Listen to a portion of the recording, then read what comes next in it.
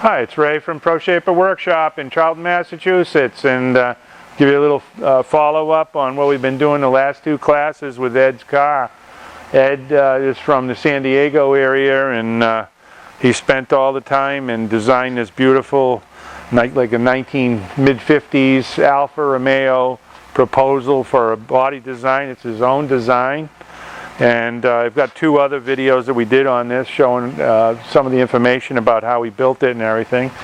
But I just wanted to follow up on some of the issues that we had is creating these little details around the grills, these little bead details. I'm going to show you how we did that. And I also wanted to show the great work my students did. A lot of them were first-time English wheelers, first-time shapers. And they've done some really good work. We showed some of this before in the other video, but now we've added to it. And we got almost the whole rear fender now. This last class, Shane from New Hampshire was able to knock out most of this rear fender. He had a little help from Esteban on this fender, on the back section. And then we welded it together. It's got a lot of the detail in it that still needs to be tuned a little bit. We've got two door skins. They were made from Brian, I think from West Virginia. No, from Virginia. Part of the problem of building this is you have to capture all this information. It's all about measurement. So there's quite a bit of measuring that went on. A lot of the students learned the flexible shape pattern system, which is my system. And a lot of people around the world are using it, and if you try it, you're going to believe in it. Takes a little while to figure out how to use it. If you come to my class, it's a lot easier to learn how to use it. We have two piles of benches of all the flexible shape patterns and the gauges that we made.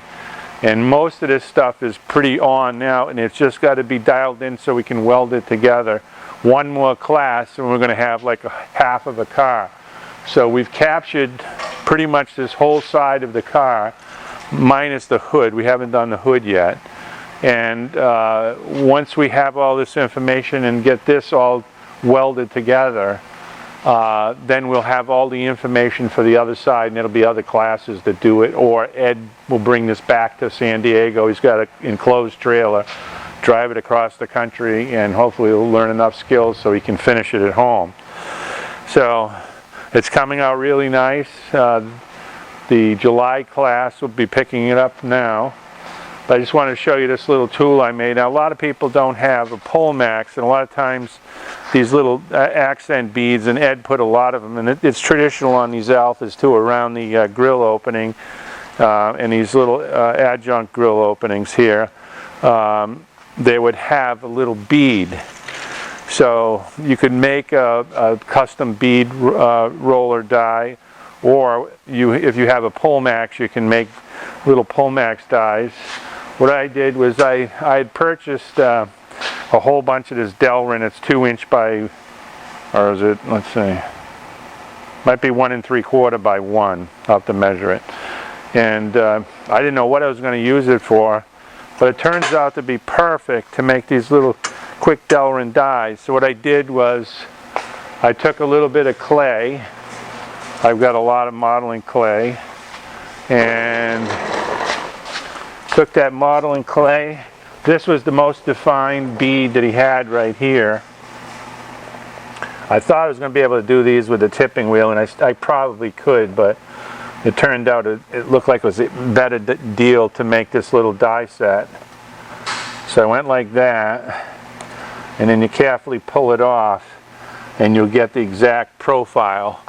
And then I just drew that on a piece of paper the same size as that Delrin die stock, Delrin stock, and then I cut the Delrin out with a bandsaw and then ground it a little bit. So I've got a matched pair of dies now to accommodate. This is 063 3003 aluminum, and you kind of anneal it right where the bead is, so it makes it go a lot easier. And these are locked in there, but they're a little floating. And instead of having a big giant pull max machine, which is expensive and a lot of people can't afford them and can't have don't have the space for them, this is an old blacksmithing trick where you make this nice little setup here. It's infinitely variable and you can do a lot with it. So I bent up some aluminum here. This is 050, it's not annealed. And I'll put this in here like this, and that'll form that really nicely.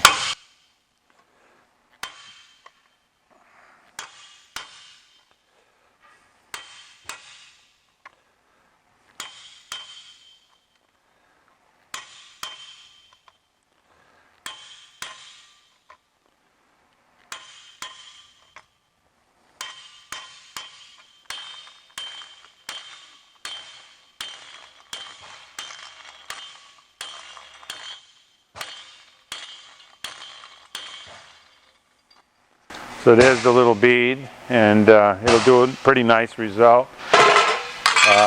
Ed had started making this panel, and he was tipping this, and I took what he had tipped and put it through that. And you have to relieve the dies a little bit so it'll make the turns. So you got to knock off the edges of the dies so they will make that turn. And this panel here will be going right there, and it gets welded to this assembly here. That's part of the headlight flange, and then the grill flange over here. It still needs to be tuned up a bunch, and then it'll be smooth a little bit too. You can smooth it out still. So that needs a little more attention, but I just thought that you'd like to see that inexpensive solution to a common problem of making these little details. We still have the problem here. Well, these are tapered, so probably from here to here we might be able to use that tool, but then we've got to put this taper in, and that tool won't do it. So we've got a few more problems to solve as far as doing these little accent lines. On the rear fender, it has, in the front fender, it has a nice little peak. We did that with the tipping wheel, and you can also do it with an English wheel, whereas you put a real low crown or almost flat wheel on the bottom, and then you just use that wheel as a fulcrum, and you pull down, and you have a piece of tape watching your progress, and you can put that nice little peak in. We've got peaks on the trunk lid and on the hood too, and those are got to be done. We'll probably do those with the tipping wheel. So I hope you enjoyed that, and you can see what is possible. A lot of people don't think they can do this, but I prove over and over again that I can get students with like no experience whatsoever, and with the right techniques, and actually you don't need a whole lot of tools, just my shrinking facilitator, my gathering tool to allow the shrinking and the stretching, and then an English wheel, and it can be one of my bigger English wheels, or even a lot of the students have been using my YouTube English wheel. Okay, so I hope you enjoyed that. It's Ray from Pro Shaper Workshop, and please subscribe, comment, and give us a like, and hope to see you at a class soon. And remember, metal is clay.